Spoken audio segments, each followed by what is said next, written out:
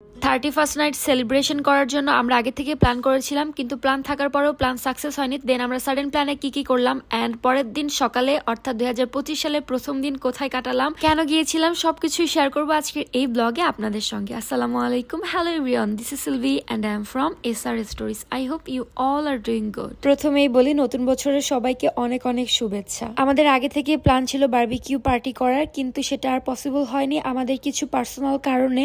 দেন আমরা সবাই মিলে প্ল্যান করি যে আমরা আজ নুডলসের পার্টি করব, মাটির চুলায় নুডলস রান্না করব, তো সেটাই করছিলাম। ফুলকপি কাটি কিরে ফারিয়া কিছু বল।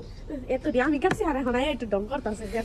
কত বড় অপবাদ, এই সবগুলো আমি কাটছি। আমার নোটটি দেখ, আমার নোটটি আল্লাহ মিথ্যু। এই কেন কাটছে? এই কেন কাটছে? মিথ্যু। এই যে নতুন বছর কিন্তু তুমি মিথ্যা কথা কইতাছ। নতুন বছর আসে নাই, আর কতক্ষণ পরই শুরু হয়ে যাবে, বেশি টেনশন তাহলে না। নতুন বছরের শেষ মিথ্যা কথাটা বলেই ফেললাম। তা আমার লাগে। বাসতে সাকসেসফুল। কেন আমি কি ডিম ভাঙতে পারি না? কি মনে হয়? একটু আগে তো কইতাছিল ডিম ভাঙার বিষয় নিয়ে আমি সিরিয়াস। সিরিয়াস কারণ ডিম ভাঙলে তো এই তো যদিও কিছু কারণে চিন্তা করেছিলাম আজকের দিনটা আমরা উদযাপন করব না, বাট বাচ্চারা তো কোনো মতে কিছু শুনতে চাচ্ছিল না। ওদের খুবই ইচ্ছা ছিল আজকের দিনে কিছু করার, ওরা খুবই বোরিং ফিল করছিল। দেন আমরা হঠাৎ করে প্ল্যান করলাম এবং আমরা নুডলস পার্টির প্ল্যান করলাম। এদিক দিয়ে আগুনও ধরাচ্ছে শীতকালে, আর এদিক দিয়ে ফাবিহা দেখো কেক বানাইছে 31st নাইটের। যদি আমাদের আগে থেকে প্ল্যান ছিল, বাট ওই দিন কিছুই হয়নি। তাই আজকে যতটুকু করা যাচ্ছে বাচ্চারা সবাই মিলে একসঙ্গে অনেক বেশি এনজয় করছি আর কি। এক পাশে রান্না বান্নার আয়োজন চলছে আর অন্য পাশে আমরা আগুন ধরালাম। আর বছরের প্রথমেই কিন্তু প্রচন্ড ঠান্ডা পড়ছে। ডিসেম্বর মাস যেমন তেমন লাস্টের দিকে কিন্তু বেশ ঠান্ডা পড়েছে। স্পেশাল কেক আর হইতে পারে না, আমরা গরিব না। এটা আমি নিজে হাতে বানাইছি গাইস। গাইস আমি নিজে হাতে তো বানাইছি এটা। আমি বানাইছি। আর আমি যেটা কাম করতে। এই দিক দিয়ে নুডলস বানানোর জন্য সব সবজিগুলা কাটা শেষ। তারপর যে নুডলসের প্যাকেটও বের করা হলো, আর এখন এগুলাকে সিদ্ধ দেওয়া হবে। এই জন্য মাটির চুলায় হাঁড়িতে পানি গরম দেওয়া হয়েছে এগুলা সিদ্ধ করার জন্য। আমি একাই একশো।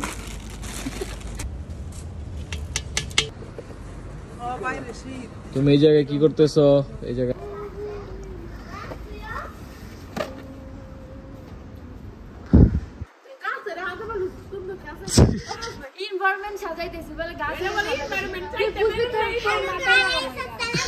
আমি নর্মালি সবকিছু একটু সুন্দরভাবে প্রেজেন্টেশন করতে খুবই বেশি পছন্দ করি। ফাহিমের বার্থডে বেলুন ছিল, আপনাদের মনে আছে কিনা? ফাহিমের বার্থডে ব্লগটা অবশ্যই আপলোড করেছিলাম, দেখেছেন কিনা জানি না। তো ওই সময়কার বার্থডে বেলুন এখনো ছিল। তো এটা রুম থেকে নিয়ে এসেছে, পরে আমি গাছের মধ্যে সাজাচ্ছিলাম। তো এটা নিয়ে সবাই আমার সঙ্গে মজা করছিল, আমাকে পচাচ্ছিল অন কাইন্ড অফ।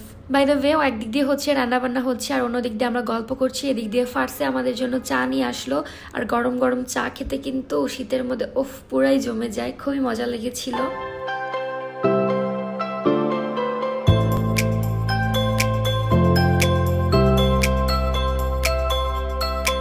দেন আমরা চা খেতে খেতে এদিক দিয়ে আমাদের নুডলসটাও সিদ্ধ হয়ে গেছে। নুডলস আর সবজি একসঙ্গে সিদ্ধ দেওয়া হয়েছিল। তো এখন এটাকে পানি ঝরানো হবে আর কি। এটাকে রান্নার প্রস্তুতি নেওয়া হচ্ছে। তখন কিন্তু অলরেডি 12টা বেজে গিয়েছে, অর্থাৎ 2025 সাল চলে এসেছে।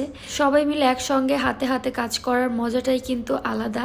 কোথা থেকে সময় চলে যায়, কোনো কাজে ওরকম কষ্ট হয় না। মিলেমিশে থাকলে কিন্তু একটা অন্যরকম শান্তি আছে। আমাদের যা নুডলস ছিল তার কোয়ান্টিটি একটু বেশি ছিল, কিন্তু এটা আমাদের ফ্রাই প্যানে ধরছিল না। দেন আমরা 2বার এটাকে রান্না করেছি অ্যান্ড এটা ফাইনাল লুক। খুবই মজা হয়েছিল। আর এটা 2025 সালের সকালবেলা। আমি একদম মেকআপ শেকআপ করে রেডি, আর রিফাতও রেডি হয়েছে, কারণ এখন আমি আমার আম্মুর বাসায় যাব। রিফাত আমাকে দিয়ে আবার চলে আসবে। বাইরে অনেক ঠান্ডা। প্রথমে ভেবেছিলাম সোয়েটার পরবো না, বাট রিফাত এই সোয়েটারটা আমাকে গিফট করেছিল এই উইন্টার উপলক্ষে। তো এটাই একদম নতুন, আজই পরলাম আর আজই আপনাদের সঙ্গে শেয়ার করলাম। তো আমি আমার আম্মুর বাসায় চলে এসেছি, আর আজ কিন্তু বেশ অনেকজন গেস্ট আসবে, অর্থাৎ আমার শ্বশুরবাড়ি থেকে কিছু মানুষ আসবে যারা দাওয়াত দেওয়ার জন্য। এই জন্য আমার আম্মু সবকিছু নিজে হাতে রান্না করছিল। আমি এখানে এসে একটু হেল্প করার চেষ্টা করলাম আম্মুকে।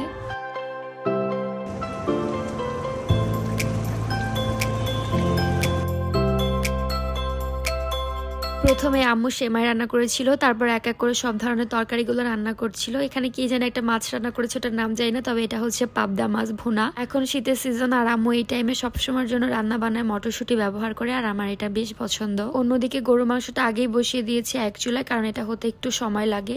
এখানে হচ্ছে কচু দিয়ে ডাল দিয়ে একটা ঘন্ট টাইপের বা কি বলে, যে যেটা বলে আর কি। এখান দিয়ে আমি একটু আমার ক্লিপ নিলাম আপনাদের সঙ্গে শেয়ার করার জন্য। আর অন্যদিকে আম্মু হচ্ছে সব ধরনের কাজ করছিল। রোস্টের জন্য এখানে চিকেনগুলো আগে থেকে ফ্রাই করে নিল। এখন রোস্ট রান্নাও শুরু। ফ্রাই প্যানে হচ্ছে সব ধরনের মশলা দিয়ে আম্মু রান্না বান্না শুরু করছে।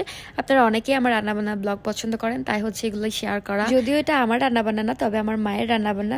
এখানে অবশ্য রেসিপি শেয়ার করছি না, তবে রান্নাঘরের ভিডিও আপনারা পছন্দ করেন আমার মনে হয়, তাই শেয়ার করলাম। কথা বলতে বলতে রোস্ট রান্নাও শেষ, প্রায় অলমোস্ট রান্নাবান্না সব কাছাকাছি। এদিক দিয়ে আম্মু সালাদও কেটে নিয়েছিল, ফ্রুটসও কেটেছে। তারপর হচ্ছে আম্মু ইলিশ মাছের মাথা আর হচ্ছে ইলিশ মাছের কিছু বডি আর কি, এটাকে কি বলে, এগুলো ফ্রাই করছিল, কারণ এগুলো দিয়ে হচ্ছে এখন ভর্তা বানাবে। তো পেঁয়াজ রসুন কেটে নিয়েছে, এগুলিকে একটু করে ফ্রাই করে নিয়েছে নর্মালি ভর্তা করার জন্য যা যা লাগে আর কি। তারপর আমি হচ্ছে ইলিশ মাছগুলো বাছতেছিলাম, আর এটা বাছা আমার কাছে খুবই কষ্টজনক মনে হয়। তারপর এখান দিয়ে আবার চিংড়ি মাছ ফ্রাই করছে, কারণ আম্মু চিংড়ি মাছের ভর্তাও বানাবে।